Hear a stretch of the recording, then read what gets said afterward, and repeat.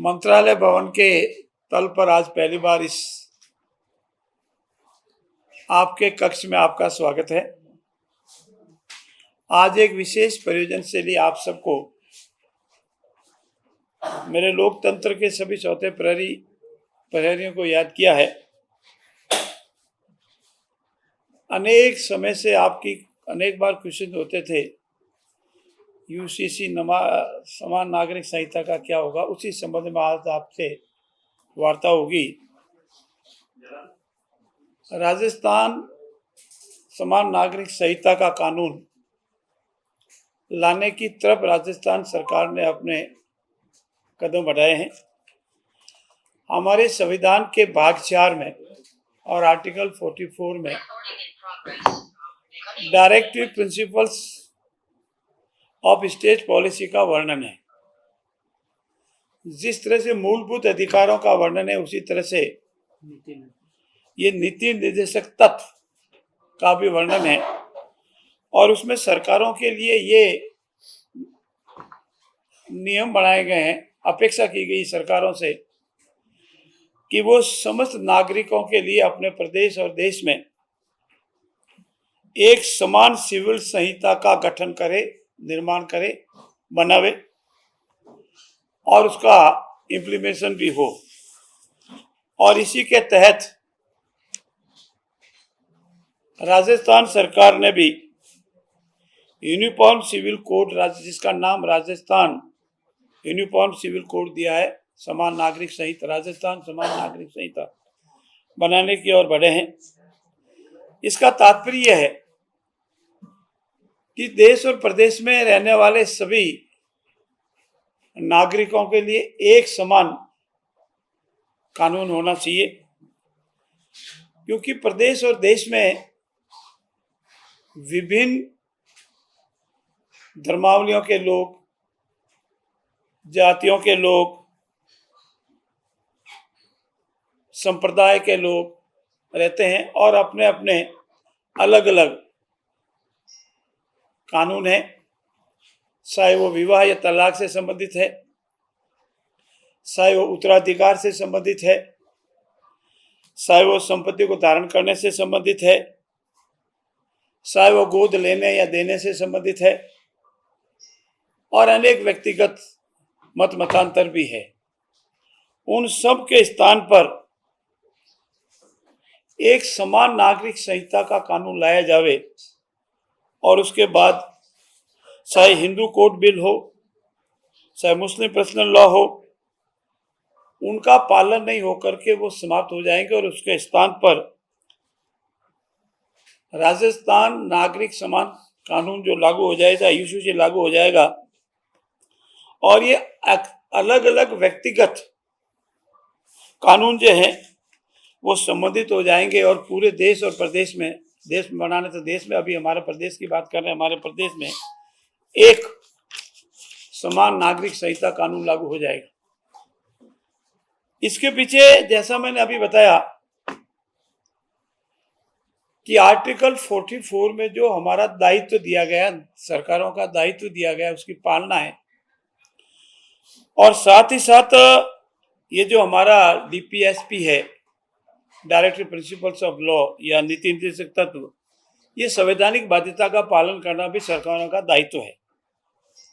और उसी में पूरे भारत में नागरिकों के लिए एक समान नागरिक संहिता सुनिश्चित करने का प्रयास करने के लिए दायित्व बनाया गया है। इसमें लैंगिक समानता भी है। इसकी जो विशेषताएं रहेगी, एक समान नागरिक कानून होने के साथ ही जेंडर इक्वलिटी का प्रोविजन भी इसमें होगा। इसका मुख्य सुधार अलग अलग जो पर्सनल लॉ है, माता बहनों के लिए, महिलाओं के लिए, और भेदभाव कर पुरुषों के समान। जैसे मैं उदाहरण के लिए दूं, एक कानून में ये कानून है कि पुरुष का हक महिला से डबल होगा। ये मुस्लिम लॉ है कि पुरुष का हक महिला से डबल होगा, समान बहन भाई, पति पत्नी, उसमें ये कानून है। तो ऐसे कानून अनेक पर्सनल लॉ है, वो समाप्त हो जाएंगे। और जैसे नए प्रावधान हो जाएगा, विवाह का पंजीकरण करना, तलाक का पंजीकरण करना, बहुविवाह पद्धति है उसको समाप्त करना, उस पर रोक लगाना, लिव इन रिलेशनशिप अनिवार्य रजिस्ट्रेशन कराना, पैतृक संपत्ति में बेटा बेटी का समान अधिकार होना, उत्तराधिकार में समान अधिकार होना, इन सब के लिए हमारी सरकार पूरा प्रयास कर रही है। और इसके लिए राजस्थान सरकार नागरिक संहिता कानून बनाने हेतु एक विशेषज्ञों की कमेटी का गठन किया है। उसमें माननीय न्यायमूर्ति श्रीमती रंजना प्रकाश देसाई सेवानिवृत्त उच्चतम न्यायालय की न्यायाधिपति रही है, वो हमारी इस कमेटी की अध्यक्ष रहेगी। श्री शत्रुघ्न सिंह सेवानिवृत्त IAS है, सीनियर है, इस मामले में एक्सपर्ट है, वो इसके मेंबर हैं। बसंत सिंह जी सभा अतिरिक्त महाधिवक्ता महोदय है, वो इसके सदस्य है। राम स्वरूप जी अग्रवाल रिटायर्ड सेवानिवृत्त प्राचार्य है, वो इसके सदस्य हैं। और एक ज्योति चौहान इसकी सदस्य है, और अतिरिक्त मुख्य सचिव गृह विभाग का है, वो इसका सेक्रेटरी रहेंगे। ये एक कमेटी है और इस कमेटी का गठन विधिवत पूर्व में ही किया जा चुका है और उनसे अपेक्षा की गई बहुत जल्दी से जल्दी इस कानून पर सभी तरह का मंथन कर ये राजस्थान समान नागरिक संहिता बना करके पेश करें। और हमने ये भी उनसे आग्रह किया है कि इस संबंध में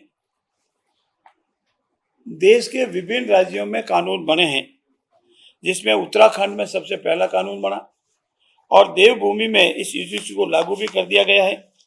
दूसरा मार्च 26 में गुजरात में बना और मई 26 में असम में भी कानून बन गया है।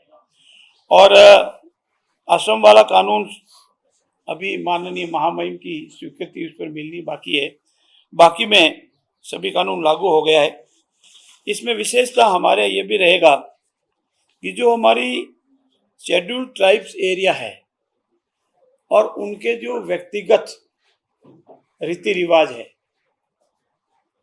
उनको इसमें सेव किया जाएगा, ताकि इन नए कानूनों से स्थानीय जनजातियों को जो उनकी अनूठी संस्कृति है, परंपराएं हैं, रिवाज है, वो संवैधानिक अधिकारों के तहत उसको संरक्षण मिलेगा। इससे एग्जम्प्ट रखा जाएगा, इससे बाहर रखा जाएगा। ये मोटे मोटे तौर पर इस कानून में है। इस कानून की खासियत ये भी रहेगी, इसमें सभी वर्गों का जानकारी ली जाएगी, सहमति ली जाएगी। इतना ही नहीं है, आप लोगों ने अगर कभी पढ़ा हो, देखा हो, तो हमारे हिंदुस्तान के एक भाग में ये पहले से ही लागू था। जब हमारा गोवा जो पुर्तगाल के अधीन था, तो गोवा में ये कानून पहले से ही लागू था और गोवा सिविल कोड के नाम से जाना जाता था, जो 1867 में आया था। और गोवा जब हिंदुस्तान का हिस्सा बन गया तो भी गोवा में ये कानून उसी तरह लागू रहा। और हमारे सरकार ने ये 14 अप्रैल 2026 को निर्णय ले लिया था कि हमें राजस्थान यूनिफॉर्म सिविल कोड बनाना है और उसके प्रारूप के लिए कमेटी, जैसा मैंने आपसे जिक्र किया, बनाई है। और ये कमेटी के अध्यक्ष में निवेदन किया गया, जल्दी बनाएगी। इसकी वेबसाइट ही होगी, कमेटी की एक बैठक भी होगी और उसके उपरांत ये हमारे राजस्थान का the Rajasthan uniform civil code 2026 लाया जाएगा और विधिवत विधानसभा में पहले हमारी मंत्रिमंडल में आएगा, फिर विधानसभा में जाएगा, पारित होगा और कानूनी अनिवार्यताएं जिसकी है वो मिलने के बाद राजस्थान में लागू होगा। मित्रों, ये समय की मांग है और ये एक नागरिक के लिए, एक ह्यूमंस के लिए जरूरी भी है। रहा होगा किसी जमाने में किसी कारणों से अलग अलग कानून होंगे, लेकिन अब समान नागरिक संहिता एक समय और देश की आवश्यकता है। इससे देश में एकरूपता रहती है, भाईचारा रहता है, हर नागरिक अपने आप को एक समान मानता है, देश प्रेम बढ़ता है, इसीलिए जरूरी है। और यही हमारे सामने अब मैं आपसे निवेदन करना था।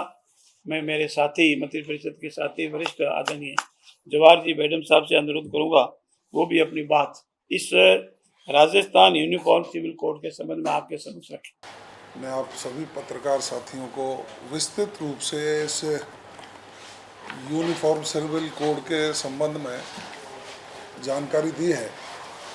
मैं ये समझ सकता हूँ कि भारत में अब विभिन्न राज्यों ने इसको जब लागू किया तो राजस्थान में भी इसको लागू करने की बहुत बड़ी आवश्यकता महसूस हुई, और वो इसलिए हुई कि एक तरफ हम लैंगिक समानता की बात करते हैं,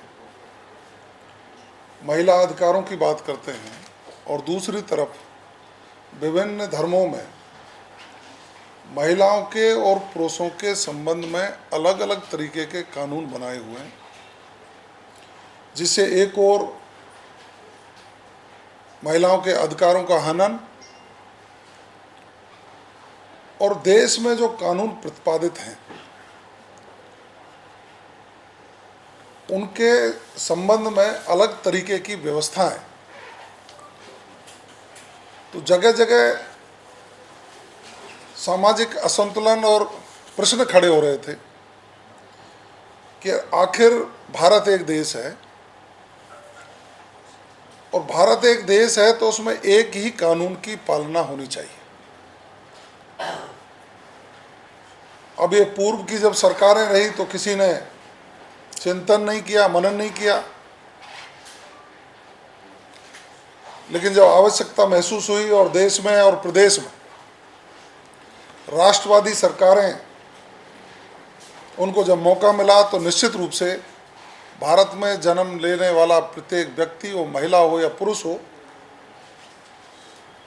उनको समान नागरिक संहिता लागू हो, जिससे सभी वर्गों, सभी धर्मों और सभी लोगों को एक कानून मिलेगा तो एक जैसी सुविधाएं, व्यवस्थाएं, उनके अधिकार सुनिश्चित होंगे। तो मैं तो प्रदेश के मुख्यमंत्री जी का आभार व्यक्त करूंगा